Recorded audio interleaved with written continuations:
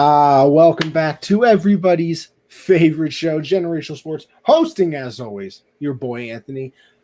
Joined, as always, by my main man, Josh. What is going on, brother? How are we doing on this fine Monday?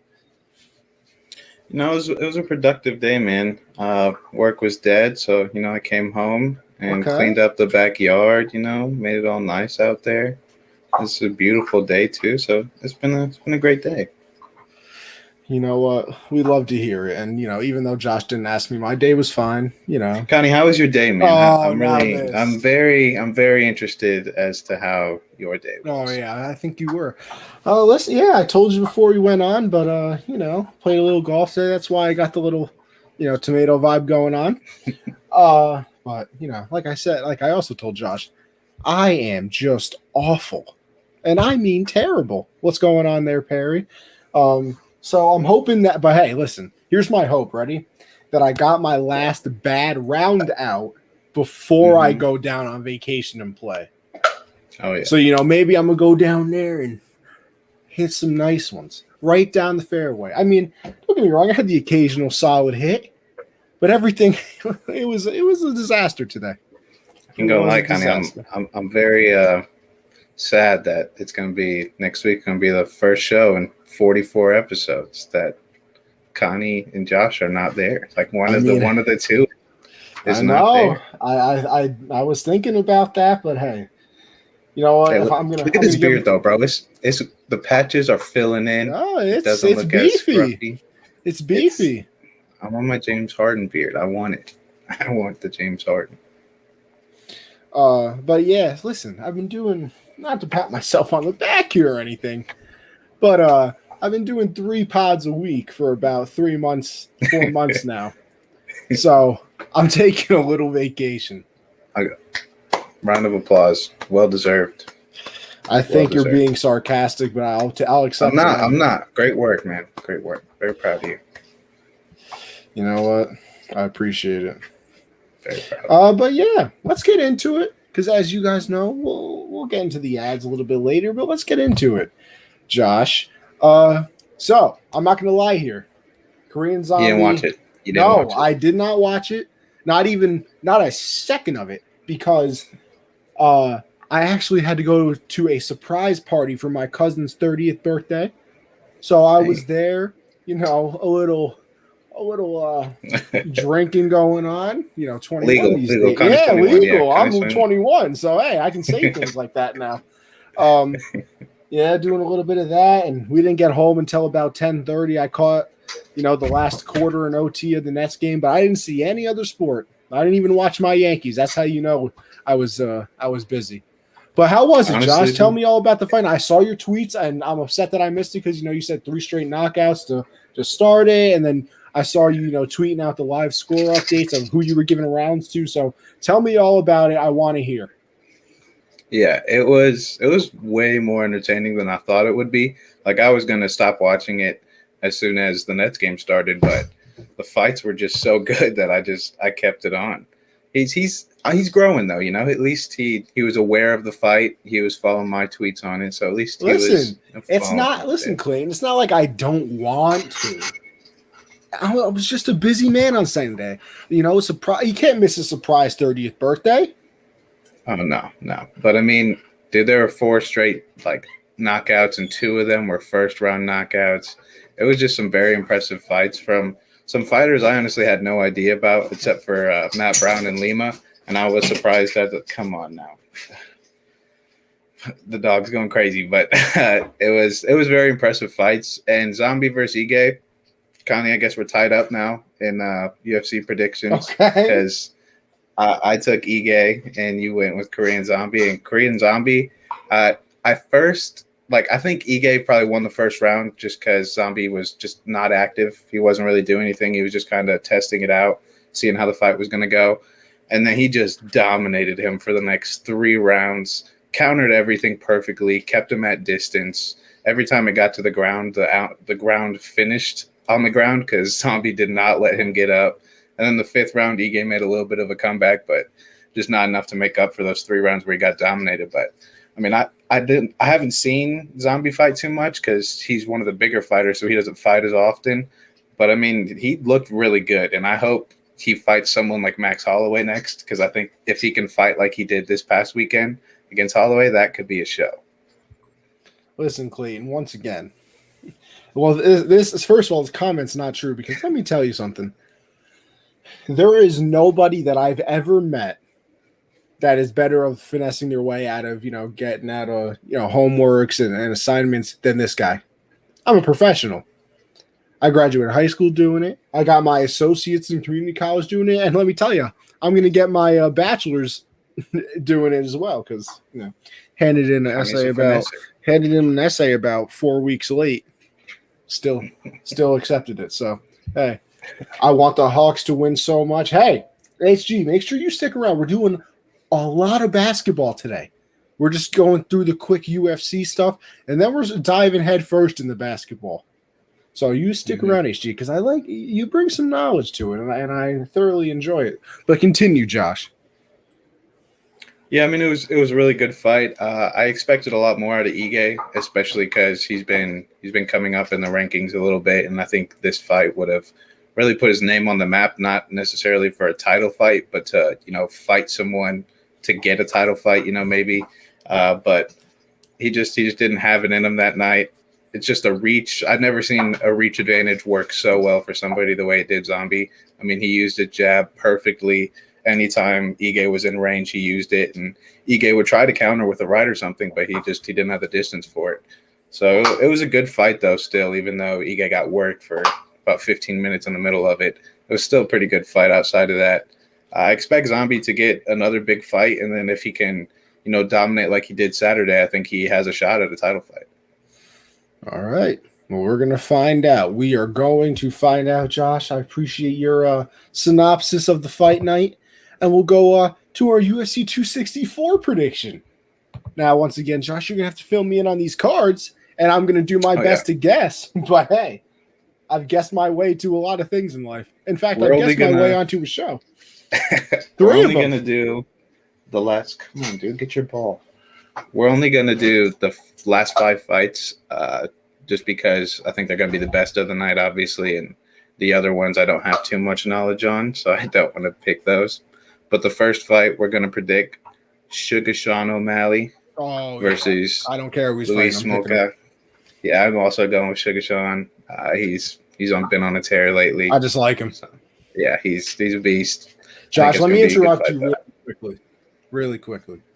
I know that we don't do much baseball on here, but let me tell you something. Vanderbilt, North Carolina State is on ESPN right now, College World Series. Jack Leiter is pitching. I don't think I've ever seen a prospect this good at pitching in my life.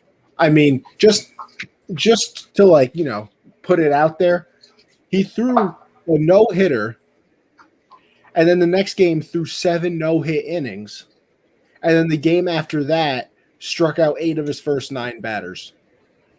That's insane, bro. That is insane. So, listen, it's on ESPN right now. If you want to watch a master at work, go ahead. And, hey, earlier today, DeGrom pitched as well, 5 innings, no runs. His ERA is a .50, which is 0.49 points better than any pitcher in the history of baseball, which is about, a solid 100-something years old. Just saying. But continue. Sorry, I had to get my little baseball in there. Very impressive stuff. Speaking of baseball, it's been a tough week. I haven't been able to play the show because Bug completely destroyed my controller, man. Bro, honestly, I don't want to ever hear about the show ever again because let me tell you something. I played a game earlier today after I got home from golf. First of all, it's my fault. I couldn't hit. I mean, he had a nice pitcher. He was throwing 102 miles an hour and then changing it up with the sliders and stuff. So I couldn't hit. Okay, whatever. I lost 1-0. You all know how we got the 1 run? No. My 99 overall third baseman lets the ball go under his glove. So it's a single, right?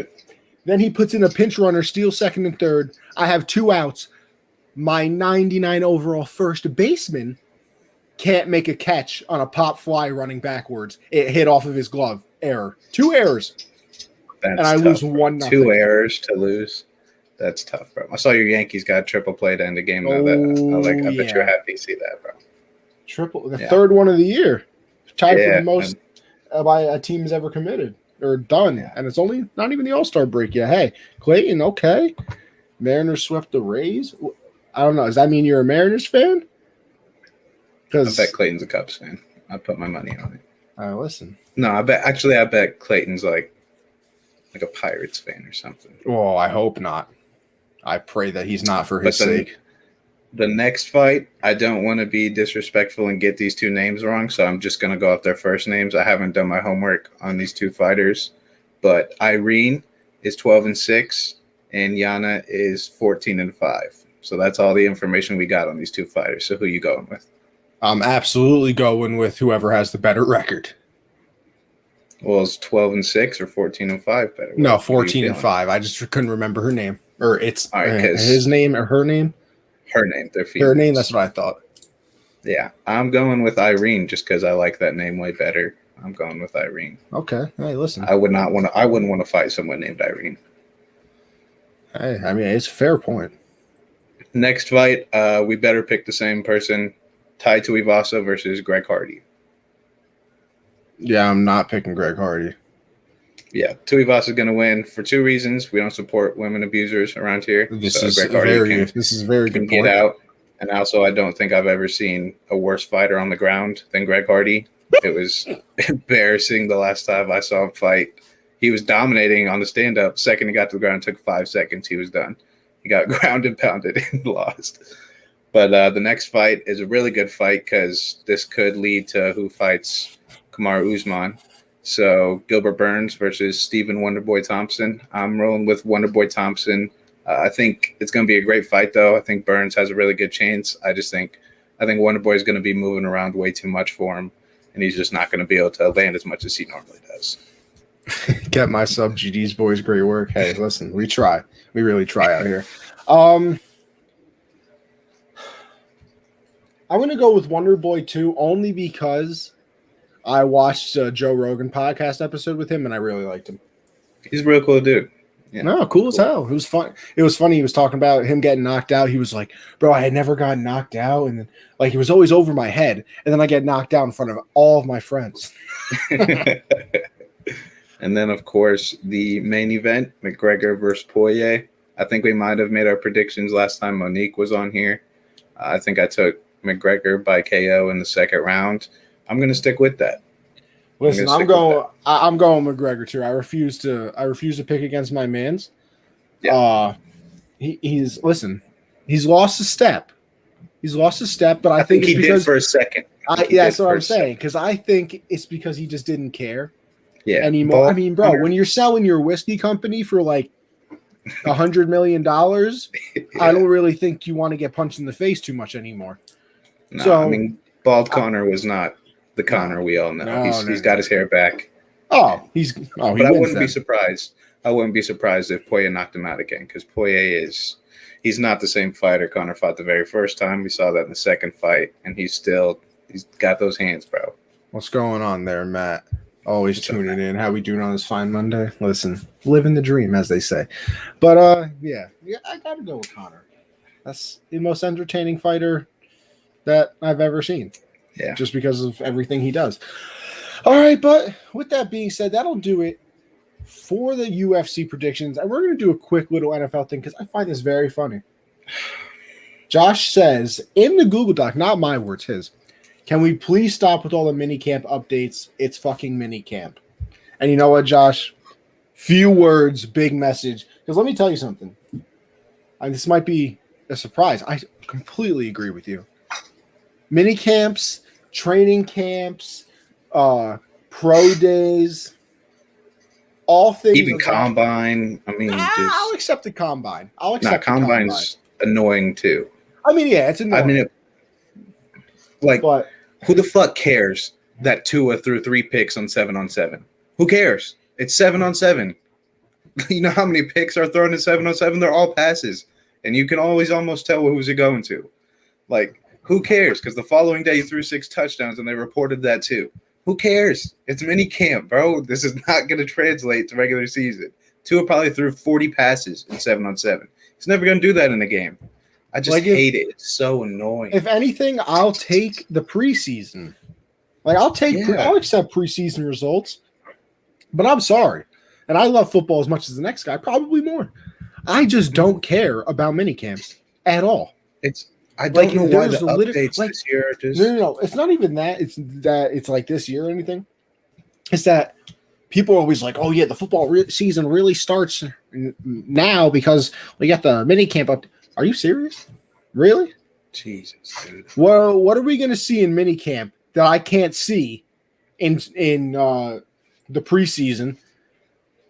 Like, yeah, you're right. They throw three like Jordan Love, Matt's new quarterback, of course. Throws. They said he looked awful one day, and then came back the next day and looked, fantastic. Blah blah blah. Okay, and what do you want me to do with the information? That's how practice works. Some days you're good, some days you're not. That's how it is. I'm done with it, bro.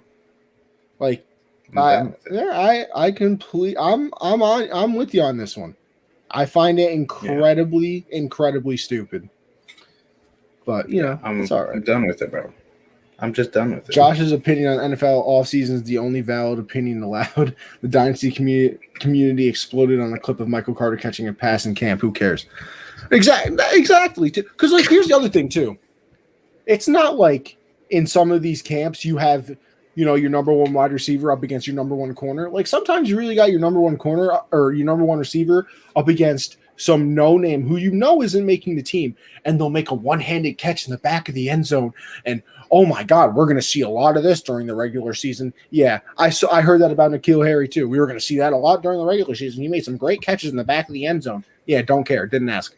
I saw a clip, and the Panthers fan base was going crazy about it. J.C. Horn doing like back pedals and like a defensive back drill. Like, I don't care. Can he guard Michael Thomas?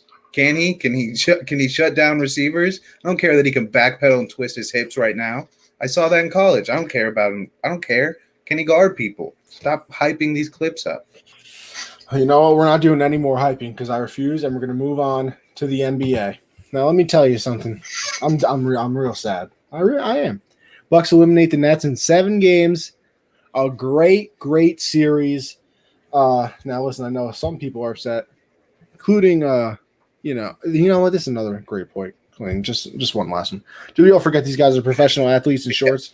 But that's the same. Hey, that's how I feel about pro days. Everybody's like, "Oh, you see that throw he made? You see that day that you see the pass he made in that pro day? Yeah, against the air. He made a pass against the air, bro." I'm impressed when like the videos of Patrick Mahomes throwing like 70 yards because that's dope. Like you can throw 70 yards, but like it's other things like he threw a 20-yard post route. Like who cares? Who cares?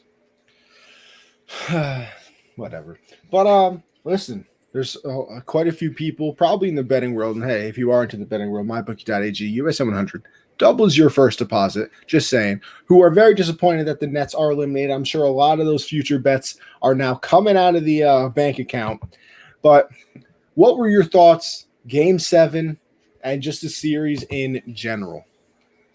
Listen, Connie, we talked about it, and I texted you this weekend. I've never been more right about more things than I am going to be today. I told you because the clip that was posted today for the promo for the show, you were like, KD can't do it. And I was like, why not? This is when it was tied 2-2 after Harden went down and all that. I was like, why not? It's KD. Why can't he do it? And he goes out, drops 49, 17, 10, gets the dub. So he did it. We saw he could do it. But then I also said the Bucks it's going to be tough. It's going to be tough to win the series. I said the Bucks. I said that the Nets needed just a guy to go off, and Blake Griffin did that too, at 17 and 11. But I mean, this series was epic. It was one of the best series I've watched. KD in the last 3 games sat a total of 8 minutes, 2 full games he played, and all those 8 minutes were in Game 6.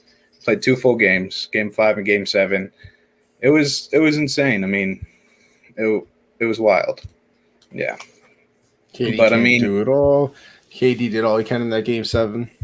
Yeah, it was an amazing Game 7. I know everyone wants to blame Joe Harris, but I don't know if they noticed that Drew Holiday also went 5 for 23, so that kind of cancels each other out. When no, you can't blame. What, you No. want Joe Harris? Joe Harris Oh, supposed to win no. you series now. Joe Harris is supposed to win you series. Whoa. No, he's not supposed to win me series. But the guy who was one of the most lethal 3-point shooters the entire season, who do you know what he shot in the last 5 games of that series? Like 26%. I heard it today. He was like 18 for 64. Yeah, I mean, what are you supposed to do with 18 for 64? You know what you're supposed to do? KD, be on the G League team. You have KD average 40 points a game, and that makes up for it. They were in the game. It's not like he shot them out of the game. But he didn't shoot them into the game, I'll tell you that. And neither did Drew Holiday. Drew Holiday didn't either. So I think it cancels each other out. I don't think there's anyone on the Nets to blame. I do think KD made a very bad decision at the end of overtime. He had the whole right side of the floor to himself. Could have at least posted up a little bit closer, maybe top of the right of the free throw line. He could have posted up there or something. One of them, it's up there, bro. I think it's right behind the game 7 between Cleveland and Golden State. I think it's right there with that game. It was insane. I mean, going to overtime, KD hits that shot, and if he didn't have 35-inch feet, that's a 3-pointer. So I mean, that's just a tough situation. Christian said it best. If he was a size 16 instead of an 18, they're in the next round. Yeah, that's tough. But I mean, they had their chances. Harden really, I mean, he hit that bank-in 3, and I know he was on one leg, and I get all that. He still finished with 22, 9 to 9. I don't think he should have taken 17 shots if he was on one leg. I think that was just dumb. Those should have been shots that were spread around. But shout out to Bruce Brown too. Came up with some huge rebounds in that game 7. But it just came down to just finishing the game. I think both teams played the best game they could, especially because Giannis only sat like 2 or 3 minutes of that game. Both Harden and KD played the entire game. Chris Middleton played the entire game. It was amazing. It just came down to who's going to win, who's going to get lucky, get a couple shots, get a couple breaks, and that's what happened. KD turned the ball over with about like a little bit under a minute. Middleton comes down, hits a jumper, gives them the lead, and then he misses a shot on the other end, and Middleton gets another bucket. So, I mean, it just came down to a really unfortunate situation for the Nets. But, I mean, the Bucks earned it. They played that like it was their finals. They knew that if they really want to be taken seriously, they had to win it. We don't accept any more Giannis slander. That shit's out the window. He airballed 2 free throws. Who gives a damn? He finished with 40-13. Like, who cares that he airballed those free throws? He still won the game. But it was an amazing series. I don't know. Bucks just played better. I just don't think there's anybody to blame. Yes, HG. Sixers are our next topic. Oh yeah. Don't worry. I got some things on Simmons. And then Christian, Nets are a joke. New York sports, such a letdown. Really? This is what we're doing? I'm just saying. I saw a meme. I saw a meme that had the Knicks having a banner, won a game against the Hawks in playoffs. I mean, hey, who thought the Hawks were going to be this good? Hey. I'm just saying. But, yeah, it was an unbelievable series. It was an unbelievable game. And you kind of tied it into our next thing with who's to blame for the Nets super team getting bounced in the second round. I don't think it's really a blame thing. I think Injuries. It's a luck thing. I mean, Giannis is 2 feet to the right in what, game 5 that was that Kyrie got hurt. Yeah. Then none of that happens. Harden has been one of the most, dependable players of the last, couple years, and everybody always likes to sit out games and load management and this, that, and Harden was the one that didn't do it, and it finally, I guess, caught up to him in a certain way. But I don't know. I said it. If I'm blaming somebody, I blame Joe Harris. And yes, I know you say Drew Holiday cancels it out, but I mean, you can't go from being a huge part of that offense to just not being there at all. He was a non-factor in 5 of the 7 games. That wide open 3 was inexcusable, though, with like 59 seconds left. And see, that's the thing. That's what I look at the most. I mean, You got KD going all out. You have Harden playing on one leg. But let me ask you this: if that that KD shot, if his foot's not on the line and it's a three, are we even talking about Joe Harris? No, because we wouldn't have had to. But it didn't So happen, that's so why we I have don't. to talk about it, though. That's why I think there's no one to blame. It's just unfortunate. I mean, I don't know. I just can't. I can't vibe with you on that one because I mean, in a I know. certain I know. way, Nobody does. Nobody does. in a Everyone's certain going way, with Joe I'm Harris. still blaming him because, um, maybe they're not even. Maybe the game's not even that close. If he actually knows, if he remembers how to play Right. basketball, Right. like if Joe Harris, I mean, even the game in Milwaukee, it's possible that they can win those games if Joe Harris remembers how to play basketball. Right. Yeah. So, like I said, it's very hard to say the word blame because I don't think everything's on him. Because, like you said, if KD hits that shot or if Kyrie doesn't get hurt, he's probably a non-factor anyway. Because if all three of them play, he's their fourth option. He's asked to make 4 shots a game. But guess what? Mhm. He wasn't. He had to step up in situations, and he clearly didn't. I mean, it was just that simple. Wide open 3. He had, and that's the thing too. If he was missing contested shots, I would be like, all right, I guess it's kind of understandable. Blah blah blah. I mean, some of them were just wide open. And I think at that point he's got to know he's not hitting it. Like even if you're wide open, bro, pull up into him. It's past that bitch. Like if you know you're not going to hit that shit, I don't care if either your teammates are telling you, even if you're off, shoot it. You know you're not going to make it. Get the ball to KD, bro. Don't take that shot. Yeah, and then when it does come to KD, I mean, an unbelievable series. I mean, I think it'll get lost in everything because of that Game 5 in Brooklyn. Game 5 is when he went off, right? For that triple double. Oh yeah. The 49. I think 49. that'll get lost in the pantheon of great performances because they lose the series, and that kind of is what happens when you lose a game. I mean, you go back to Brady in that Eagles Super Bowl. I think he has the most passing yards in Super Bowl history. Nobody remembers it because they lost. But it shouldn't be because he did everything he could. I mean, you play every minute of the 2 biggest games in that series being Game 5 and 7. And I think you finally saw it at the end. I think that last possession you really saw it.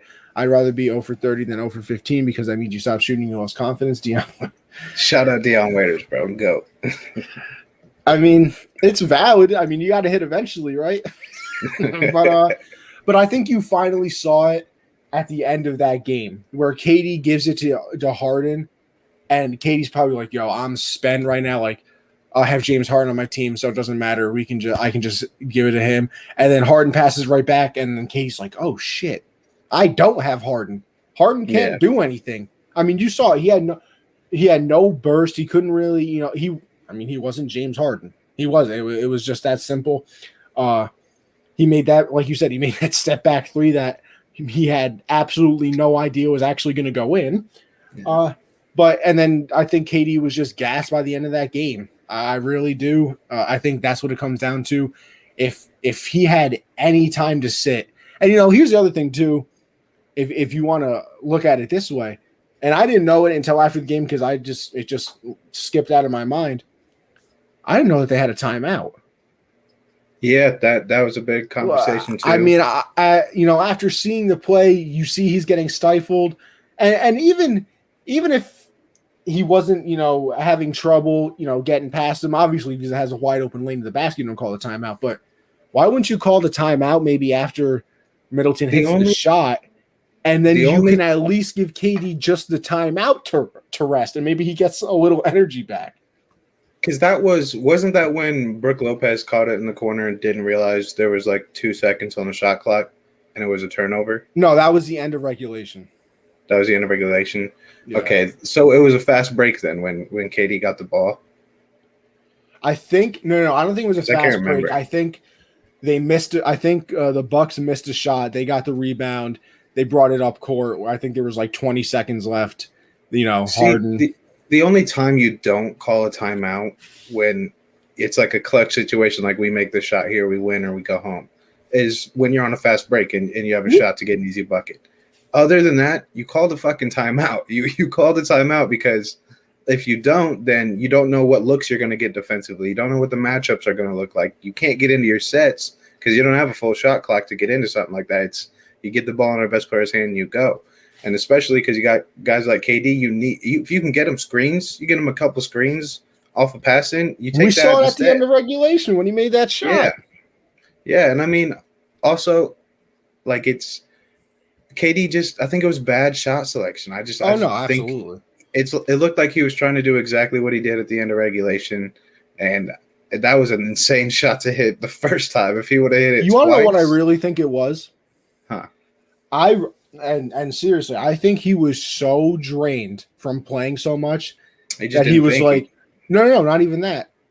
That I think he thought he had to make a three to end the game because if they played another overtime, he was like, I'm gonna have absolutely nothing. I'm gonna be a non-factor in this game. I think he went into that possession saying, bro, if I don't hit a three, I don't know if I can play another 10 minutes or another 5 minutes. That's really what I think it is. My favorite outcome from that air ball, though, is the Kyrie voiceover clip where he's like, this is the first time I've been in my career where I can look down and say, that motherfucker can make that shot, too. It's just KD airballing the game winner. It's just, I mean, shout out KD, though, like, no disrespect. That man is the only reason the game went to overtime. Like, you know what? And I finally got my friend to admit it, who's a LeBron stan and all that. It's a bad shot. Okay. I don't want to hear not a damn peep about anybody being better than KD going into next season. I'm just saying. I don't care. Don't care. I know they lost a series. I'll take Luka. I'll take Luka. Being better than KD going into next year. Like, what were we talking about? Like, as a player? Like overall best, player? You know, that the best player in the world type of thing. You know how. I mean, shit, yeah. I mean, nah. I don't know. KD, bro. I'm probably taking Luka because KD's not going to do that unless he has to. Luka does that shit just because he does. But does he do it because he has to? Don't you think Luka does it because he has to as well? We haven't got to see it yet, so you just kind of right now we just got to assume that's Luka because we haven't seen him have amazing players. So you'll say this. So going into next year, you rank Luka the best player in the NBA. Yeah. Luka's the best in the league right now. All right, listen. And then it's KD, and then I don't know who's third. I really don't know who's third. Jokic is probably third. Damn, so you don't even got Giannis top 3, huh? 4? No, probably 5. I don't know. I don't know. I'll have to look at it all. There's so many good players right now, bro. Ranking them is just unfair. You know They're what? all the best. I respect the Luka thing. I don't agree, but I can give you respect for it because I just never seen a player do what he does. Oh no, he's an unbelievable player. But like I said, KD could easily have been the best player in the league for the past decade, but his game is not like that. He's passive. He doesn't take shots. He doesn't have to. Unlike Luka, who forces a lot and then it makes him look a lot better. If KD did that, he'd be the best player ever played. Oh, okay. KD, Kawhi, and Curry. Get that Kawhi shit off my screen, bro. Get that shit off. He said, I'm taking Luka too low key. Luka does it because he has to do every single game through the regular season and beyond. See, that's what I said, though. You said KD doesn't have to do it unless he has to. I think Luka does it every game because he has to. But I also think if Kristaps was averaging 26, I still think Luka's in the playoffs averaging 36, 10, and 10 alongside him. Like, I think that's just him. I don't think KD would have had to do that because he has 2 other co-stars that were going to average 25 plus. So I mean, at that point, you can't unless you become the ball hog that everybody hates. But you know what? Well, that's a debate for another day. HG, we'll do this. We're doing this for you. The Sixers lose to the 5 seed Atlanta Hawks. And now you know what, Josh? I know the first talking point is thoughts on the game and the series. Blah, blah. No. I got to get into it. Let me tell you something. I'm sick of it. Ben Simmons is mid at best. And I've been saying this. I don't understand. Like, I get it. He can guard 1 through 5. Congratulations. I'm very happy for you, Ben. You didn't take a shot in the fourth quarter of the last 5 games of that series or something like that. You don't take a shot? 4 fourth quarter shots this entire series. Yeah.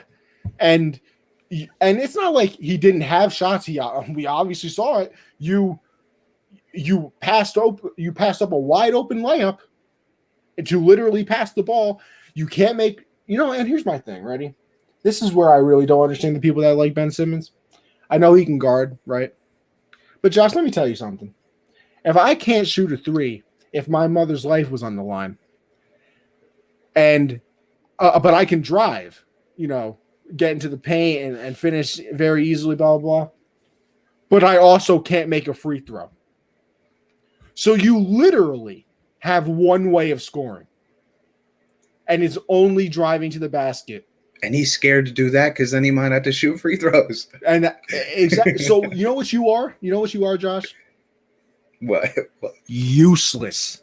You are literally useless. But Connie, he can guard 1 through 5. Guess and he what? passes the ball. Okay, didn't ask. He passes the ball too. Okay, didn't ask.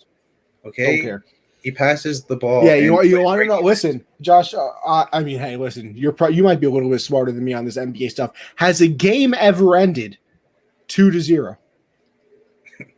No, but okay. So you have to score points in order to win in the But NBA. if they did, I bet Ben Simmons played great defense. Yeah. Okay. I bet he played great defense. He's 6'11". How hard does he need to try to play defense? Hey, But I don't know. Ben Simmons, I would send him into orbit if I'm any team. The Sixers are going to trade him. I mean, you saw it after the game. Embiid's throwing shots. You got Doc Rivers saying, "I don't know if you can win a championship with him." And that's a question I can't answer right now. So that shit is sad, bro. So that's how you're gone. You're off the team. I would start looking for houses now.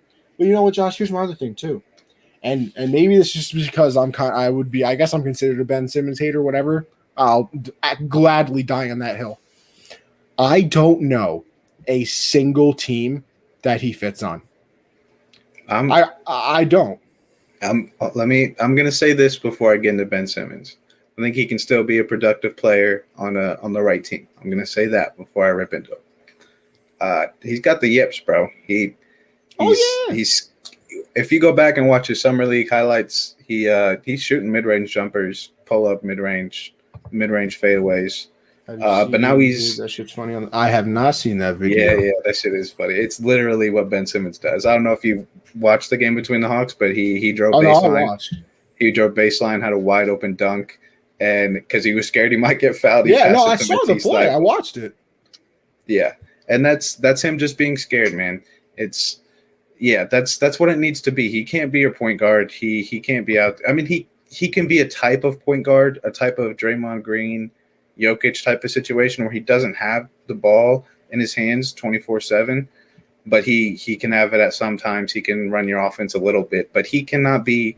You cannot have a co-star who in a game 7 takes 4 shots. Bro, I don't care if best player on a team. I don't care what anybody says. I don't care, and this is another thing I was right about. I told you, I said Ben Simmons is not going to get it done. They're going to need a Tobias Harris, a Seth Curry to step up and hit shots, and that's exactly what happened. Seth Curry was the best player on the team for about 3 of those games, so that was huge for them. Ben Simmons, I mean, it's going to be tough for them to, because I don't know what his value is really. It's earlier this season there was a trade that literally would have gone through Ben Simmons, Matisse Thybulle, Tyrese Maxey for James Harden. But the 76ers didn't want to give up Tyrese Maxey. That was a done deal. That's how much value Ben Simmons had at the time. And now just a few months later, he's what, CJ McCollum value? Oh, yeah. That's the big trade coming out now. McCollum for Simmons. And how often do straight up trades happen? So there's going to be picks thrown in there or other players, whatever. Right. It's going to be tough for them to find a trade partner. You can tell that a team just doesn't believe in them, because usually when a coach is asked after a player has a bad series or game, do you think he can be that guy for you still? They're like, yeah, I think he just had a bad series. When you say, I don't know if I can answer that, or I don't know how to answer that, so they don't trust him. They don't trust him. Oh no, it's, like I said, it's over. Start packing your bags. Yeah, the process, the Simmons and Embiid era, they don't fit well together, and everyone's been saying this for 3 years now. Ever since they lost to Boston in 2018, ever since they lost to who they lose to last? No, they lost to Toronto 2019, lost to Boston last year, and now they lose to Atlanta, who's a 5th seed. And it's going to be tough. But I'm not going to keep talking about the Sixers because I really need to show the Hawks some love. The first 35 games of the season, they were 15 and 20, looking at maybe getting a play-in game. Then they fire their coach, get to the 5th seed with Nate McMillan, and now they're in the conference finals. I think they deserve a lot of credit too. Obviously, Ben Simmons is a big reason the Sixers lose this series, but I mean, Trae Young shot 5 for 23, and they still won. That's their best player shooting terrible. This comment wins. Ben Simmons is social distancing from the basket. Best comment I've seen on the show so far. When you're scared to shoot free throws, you can't score unless you're just a straight up shooter. You just can't. But shout out to the Hawks. They played an amazing series. I think everyone in the NBA world predicted, the Final Four teams: Suns, Clippers, Bucks, Hawks. I think this is go back to our show where we predicted it. That's what we both had. Yeah. Finals, Hawks versus Suns. Everybody saw it coming. So I think it was obviously Embiid's. I don't know what the Sixers do though, because I mean, you trade Simmons, and you're gonna probably, if you want a star, if you want to go after a Damian Lillard, something like that, you're gonna have to give up more than just Ben Simmons. You're gonna have to give up some of those young pieces. Yeah, what the bad thing is too though? He's making so much money. He's on the max. He's been all NBA. He's making the literal max he can make. So you also you basically have to find a star who wants off of their team. Yeah. Because it's not like you can do a trade where it's Ben Simmons and the 4th best player on the team, the 3rd best player. No, because they're not making Ben Simmons money. No. Where is it? Where is that comment? Where'd it go? I saw it before. Here we go. I got to scroll. Oh, there we go. 5 years, 177. I can score 4 points. That's a lot of money for a useless human being. He's not. All right. I get it. He's awful. He's not an all-star. He's not a co-star. But let's chill on this dude should be in Shanghai. And I'm tired of these memes, bro. Quit disrespecting the CBA over there, bro. They got good players over there, bro. Quit disrespecting them. Bro, but if Ben Simmons goes over there, he's winning an MVP. You know it. Probably not, honestly. they got some dogs over there. You can't win an MVP average in 6, bro. You just can't. But it was, Campaign for Campaign was the best story of last offseason. Oh yeah. Campaign showing out. Thunder legend. But giving dances with Westbrook till the end. Ben Simmons still has value. Obviously, it's not the value of this guy has the potential to be the best player in the league, because you can still make that argument, but it's not going to happen. He's not going to become some 28 points a game, pull up mid-range, crafty offensive guy. It's just not going to happen. He's a big point guard who can get assists, and you're not going to get buckets with him. You better have 2 other 20 points per game guys and a bunch of shooters if you want to have a shot with it. But even then, that's kind of what the Sixers have now, and it didn't work. So he still has value, but what is that value? I think Daryl Morey, who has been a crazy GM, traded for Chris Paul in Houston, traded for Russ in Houston, he's made moves all his life, and he got fined like $75K for tampering because there was a picture of Seth Curry. Yeah, like, Steph joined him. So he's got a tough job this offseason trying to figure out Ben Simmons' value. But they're also reporting that they're going to give Ben Simmons a shot to become an offensive player and start shooting with his right hand. If he does that, they might keep him. But they're going to have to figure that out. It's going to be tough. But shout out to the Hawks, bro. They deserve more credit than just the Sixers choking. If the Hawks win the finals, will be the best playoffs in NBA history. One person in his first playoff appearance beats LeBron, AD. Wow. It's Magic Johnson. Magic Johnson's always going to have the greatest first playoff debut of all time. Well, it's also that, Troy didn't beat LeBron and AD. Yeah. Or Jokic. Could beat PG and Booker. But obviously, they're not in the West, so. PC-13. I like that. That's funny. But yeah. So it's over. Ben Simmons' era is over. Maybe. Who knows? No, there's no maybe. Who knows? If he is back on that team next year, I will give everybody $5. Listen, I'm just gonna say this, just in case Simmons comes out next season, he's shooting lights out, bro. I'm supporting him right now. I'm giving him a chance still. I'm not completely giving up on him. I'm disgusted with you right now. I'm If not I have to see giving one up. more tweet talking about Ben Simmons is prepared to work very hard in the offseason. He's not It's gonna. I don't think it's gonna happen because that's a lot of work, bro. That is basically creating a whole new basketball player. But it's Remember gonna when be everyone made fun of James Jones for only trading for friends and helping LeBron by tanking? yeah. Now he's the executive of the year. Shout out James Jones. Unbelievable. Jazz blow a 25-point lead in Game 7. Can the Jazz win a championship with their current roster? Fuck no.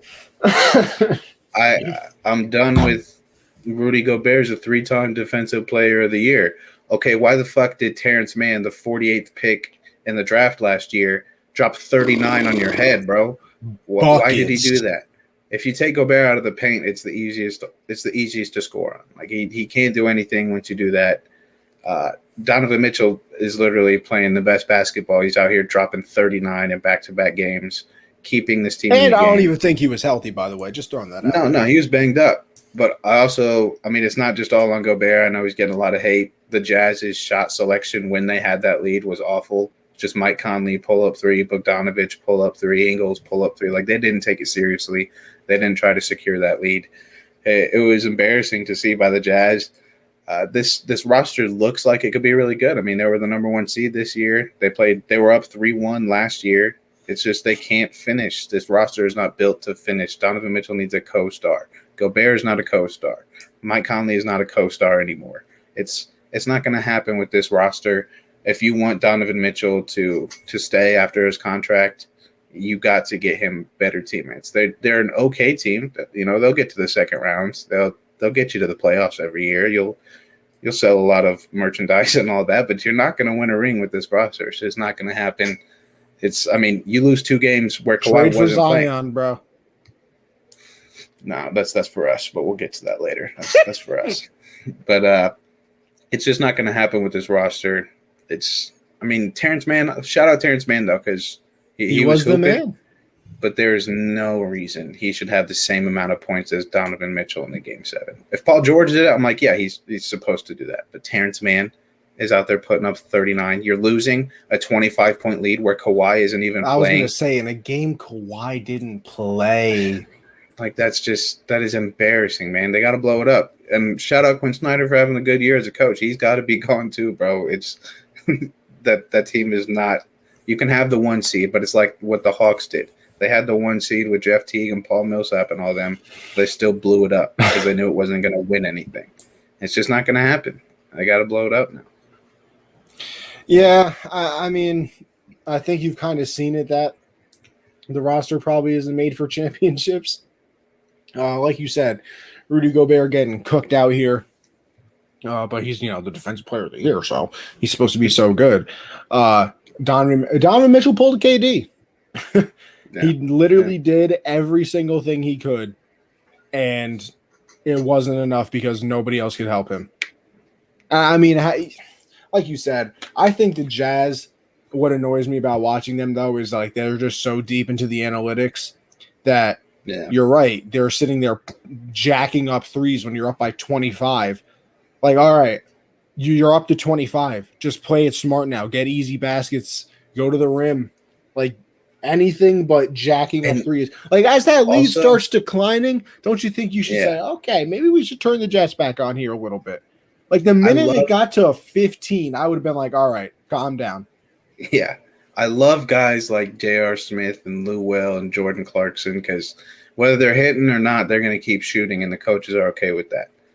But, I mean, Jordan Clarkson was unplayable in the second half. He had 21 points in the first half, and he finished with 21. Like, he was just unplayable. 6th man of the year, defensive player of the year, number 1 seed. Who gives a fuck? You lost. You blew the lead. You suck. You got to blow it up. I don't care about the accolades, bro. Who gives a fuck about these accolades? Suns got 0 of them on their roster, and look at them. Look at this. Hey, speaking of the Suns over Bucks in the finals, hey. Hawks. Going with the Hawks. Oh, I'm just kidding. Who knows, bro? Who the fuck knows? Nah, nobody knows. Reggie Jackson is running right at him, and they run the Chris move, whoever offense on Gobert. How is he defensive player of the year? Is Draymond right about his take? What was Draymond's take? Yes. Draymond was saying like he could be on any team. Like any team needs a guy like that in any situation, like because he can guard anyone out there and Wait, he just who? plays different. He is like he was saying Oh, himself. okay. Like he needs to be out there like any type of team, any type of situation. He's a guy you want out there, and Gobert is not. I mean, you saw it in game one with the Suns and Clippers. DeAndre Ayton is much better matchup against that small ball. That small ball completely ate Gobert alive. It was embarrassing. Draymond's completely right. I will never side with Draymond because he annoys me to no end. Yeah, and he never apologized for kicking Steven Adams in the nuts. So that is also true. So shout out Donkey. Yeah, shout out Donkey. But yeah, Suns take game one of the Western Conference Finals. Both CP3 and Kawhi out. You think the Clippers are bouncing back in game two? What do you think's going on here? Well, the report already came out that Kawhi will be out for game two. I think Kawhi's out for the series. I'm not even. I wouldn't come back either because why would you hurt yourself, bro? Like it's an ACL kind of injury. Fuck no. Don't risk that. He comes back, tries to play, and then he's out for. It's an Anthony Davis situation. It's a KD situation. Yeah, I mean this shit's just it's not smart to do. Suns to the moon, our very own Michael. What's going on there, boss? What's up, Mike? Actually, now that Michael's here, Josh, Michael really wants you to come back on banter. You guys are just gonna clown me again. I ain't coming back on. We didn't even clown you. Yeah, you did. You and Mike did. That's cap. It's not cap. You're capping. I was trying to learn about some baseball. What do you mean? You seriously don't know what a backstop is? No, bro. No. Stop. No. You're wrong. No. We weren't clowning you about it. We were kind of in disbelief because us being I literally told you guys. No, I know. Like I understand that you didn't know anything, but like I just assume in my head that everybody knows what a backstop is. That's like somebody who never watched basketball, and then you tell them, they banked it in, and they were like, how did they get to an ATM during the game? Because to you, that's like, what do you mean? I banked it in, like, off the glass, blah, blah. And they'd be like, how did they get to an ATM? So listen, in fact, that was one of my favorite episodes. Me and Michael have discussed it. We said now it is all of a sudden. Mike. See, Cap. I'm calling Cap. Anyway, I'll consider it. I'll consider it. It's fine. It's in consideration. I'm considering it. What's the next topic? Come on, Josh. What are we doing? You didn't finish. You cut yourself off. That's not simply not true. That's just not true. Yes, it is. No, you literally started about. Oh, I did. Okay. Yeah. Shut up. You threw my mind off, bro. You asked me, am I going to come on a show in the middle of me talking? I hope you don't do that, nasty. Shut up. I'm talking. Shut up. It's my turn. Listen. I love that clip of Skip Bayless. It's my turn. It's my turn. Hammering down on the desk. But I think it's obviously the Clippers didn't play as well without Kawhi, but the Suns were also missing Chris Paul. So, they're both missing their leaders. Maybe, Mike. We'll see. If the money's right, I'll be there. Oh, now if the money's right, yeah. If the money's right, I'll be there. Never mind, Michael, we don't need him. I didn't say they had to be I accept singular dollars. Yeah, that's a singular dollar too many.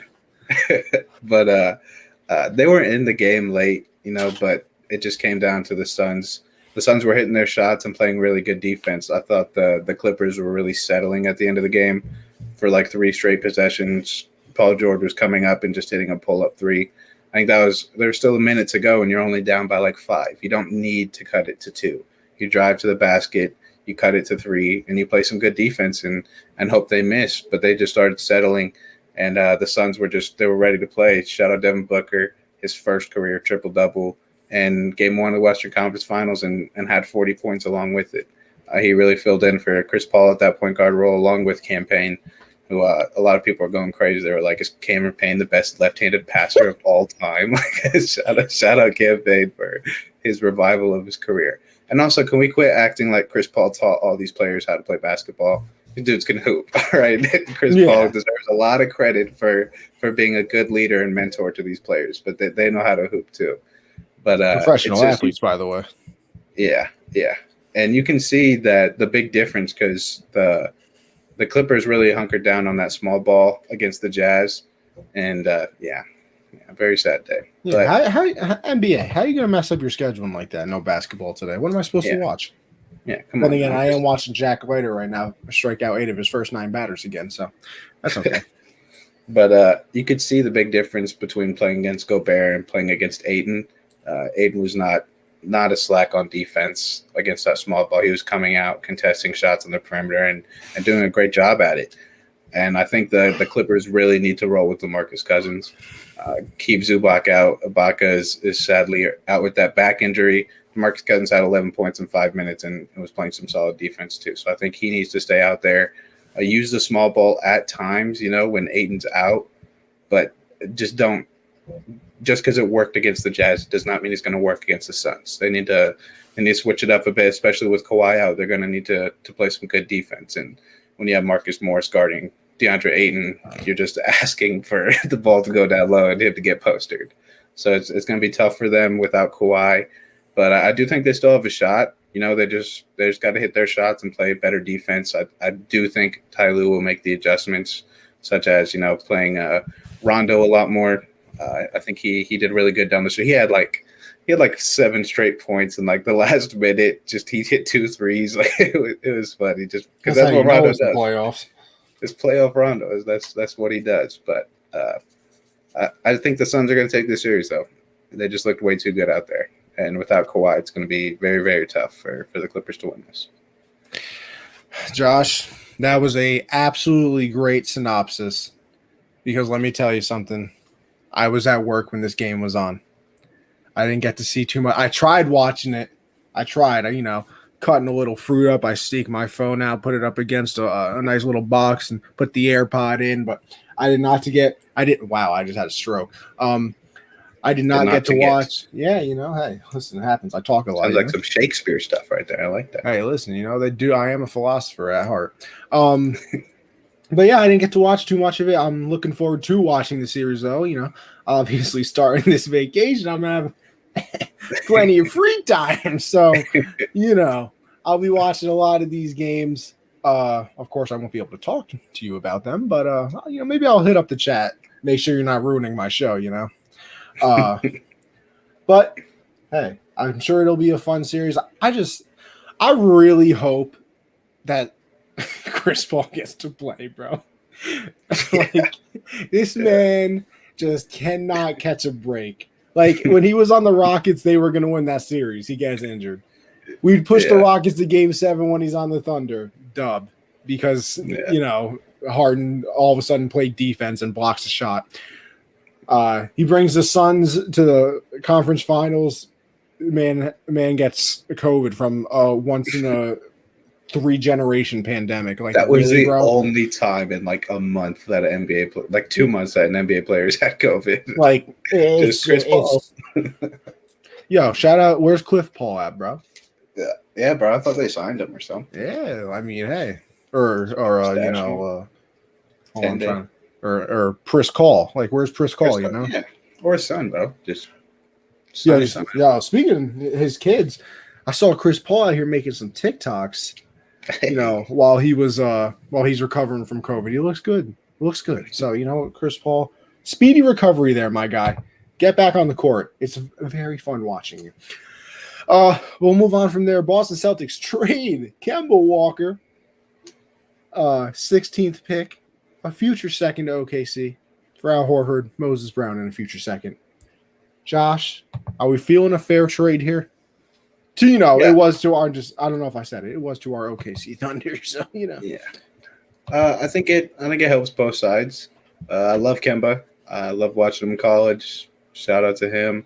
He just it didn't work out in Boston. They really needed to get off of that contract. And obviously they bring back a player who worked out really well for them in Al Horford. They also get, which I'm very, very, very sad to see Moses Brown go, because he's literally the second coming of Shaquille O'Neal, and they just got him as a throw-in in this trade. It really, really hurts the heart, man. I saw that man dominate for a couple of games, so it's tough to see that.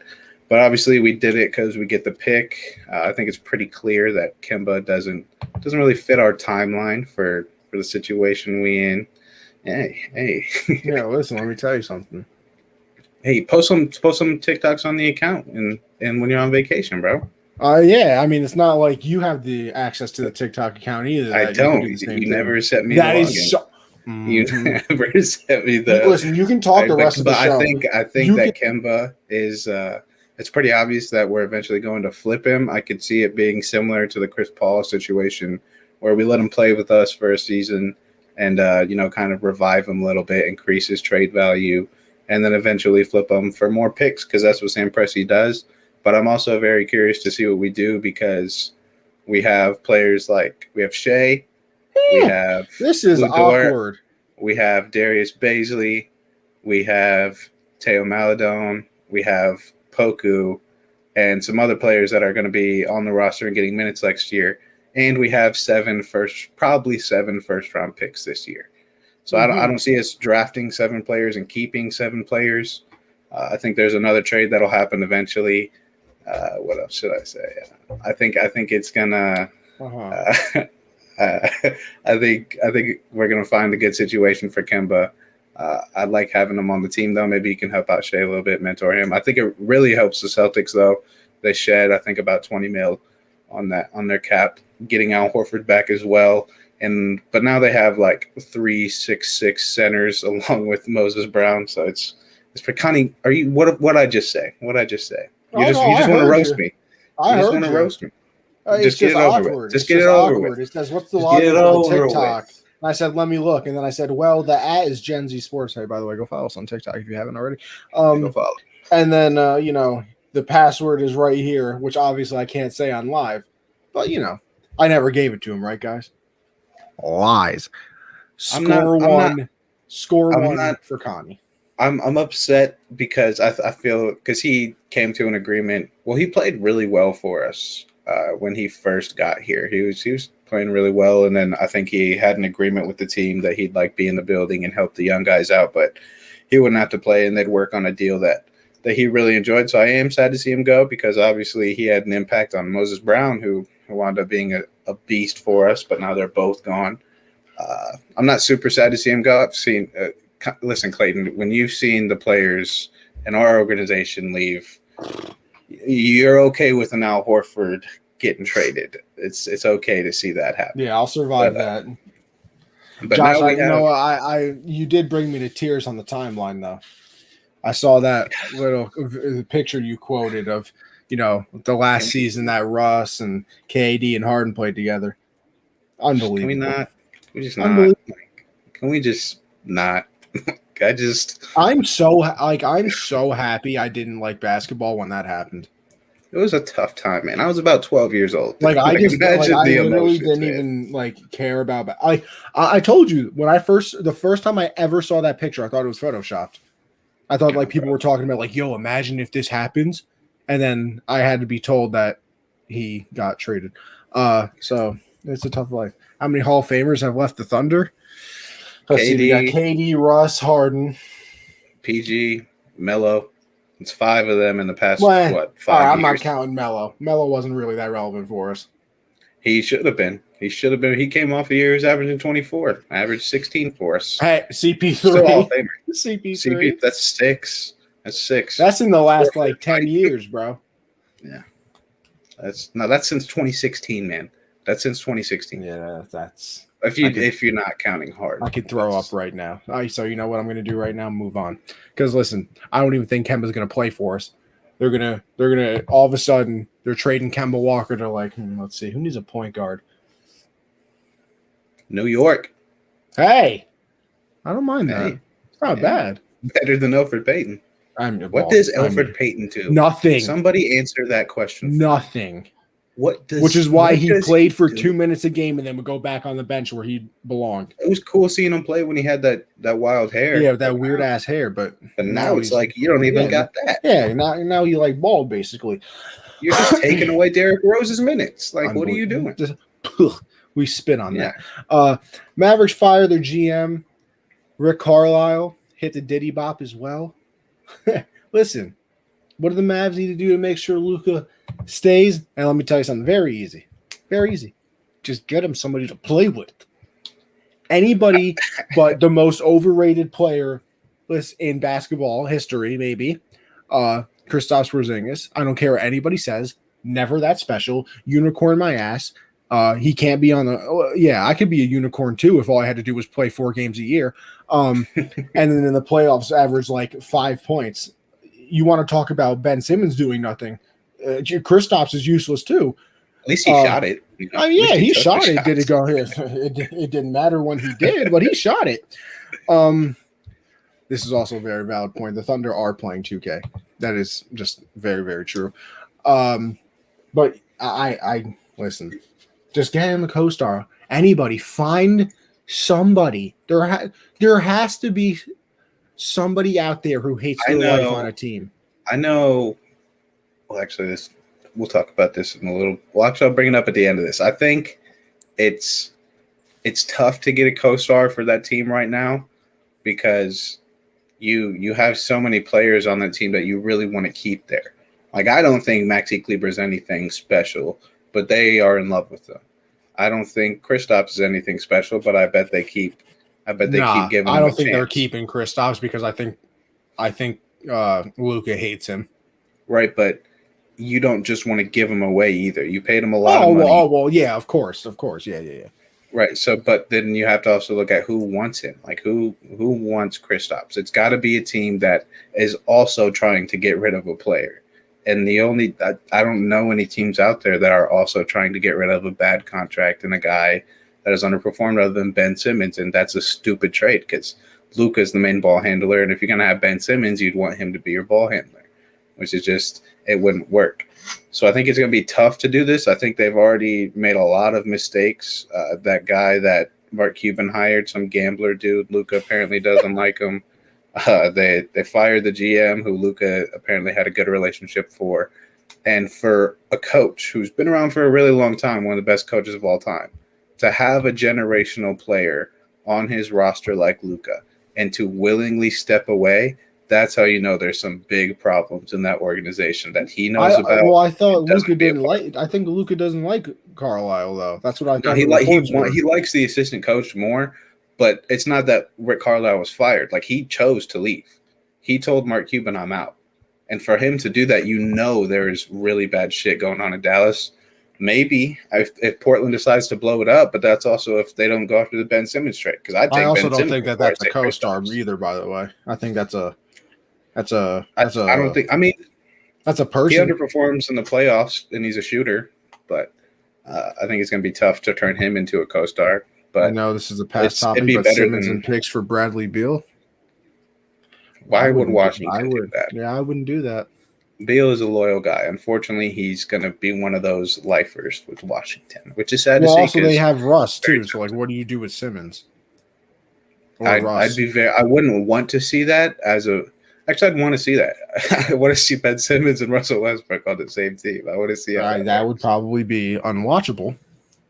Yeah, but obviously, you look to trade Kristaps. You have to trade Josh Richardson. That's money going to waste. You traded Seth Curry for Josh Richardson, which obviously they regret very much. Josh Richardson is virtually unplayable for them. He just doesn't fit well alongside Luka. He doesn't do the things they needed him to do. So you tried to trade him while he still has a little bit of value. And you don't just sign shooters, but you sign scorers. You need guys that can create their own shot, that can handle the ball, that can make tough shots, like Tim Hardaway did, like Jalen Brunson has been doing for them. You also need to keep those guys.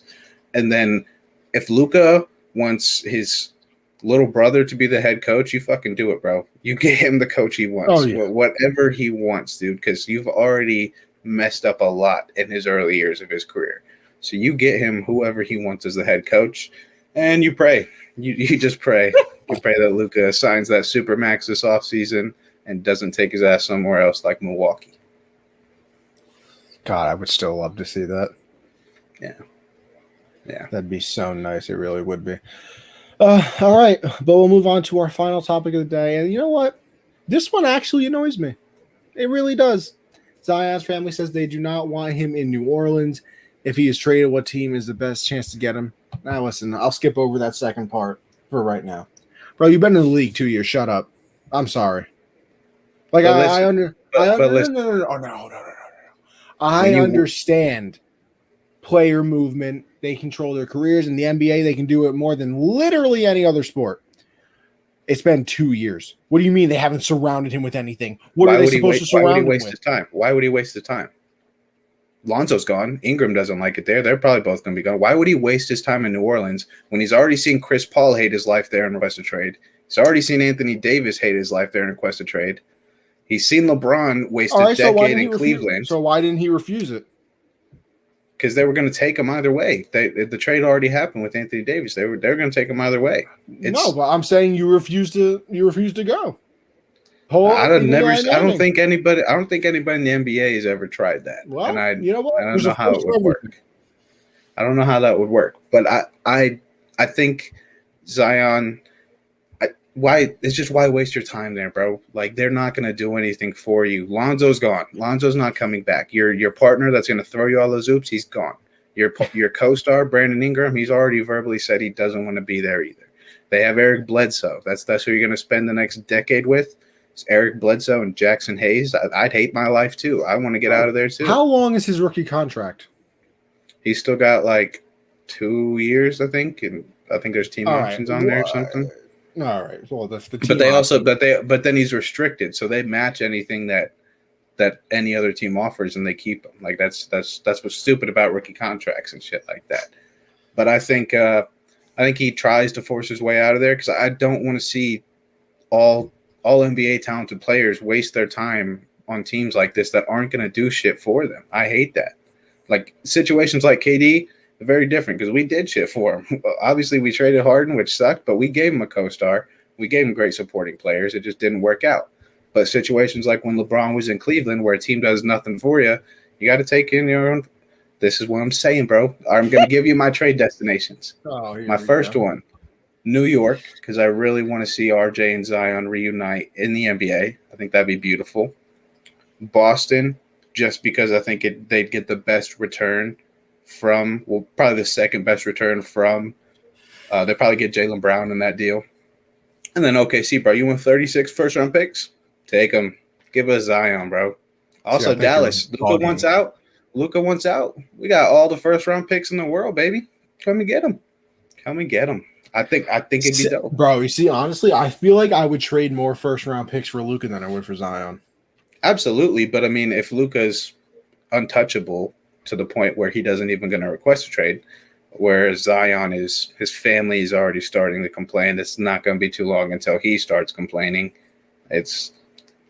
I think Sam Presti's got something up his sleeve, bro, because we're not taking 7 players on the roster this year. And if that Rockets pick tomorrow we find out, draft lottery, that Rockets pick falls out of the top 4, it's ours. If it falls out the top 4, it's ours. So, we land at 3. Houston lands at 5. We have 16 and 18. We also have 36, 38, and 55. That's fucking crazy. Bro, we got 7 picks this year. 7 picks. 7 fucking picks. Yeah, well, you know what? I'm a big fan of that, but I'm just saying, and I'm not bursting nobody's bubble here or nothing. Picks are only valuable if you hit on them. That's why we got to trade them. Get them out. We got Shea. We got Dort. Give us Zion. Give us Luka. Hey, I mean, shit, you don't got to convince me. I would cry tears of joy. And for the old heads, Jordan did the same type of thing in Chicago. Yeah. Gave them a list, and if they didn't get them, he was gone. I mean, hey. It's becoming a player empowered league, and I love it. No, NBA is the biggest player empowerment league for sure. I'm here. I mean, you don't really do it. You don't really see it in the NFL, the MLB. I mean, I can't really think of a person that forced their way out.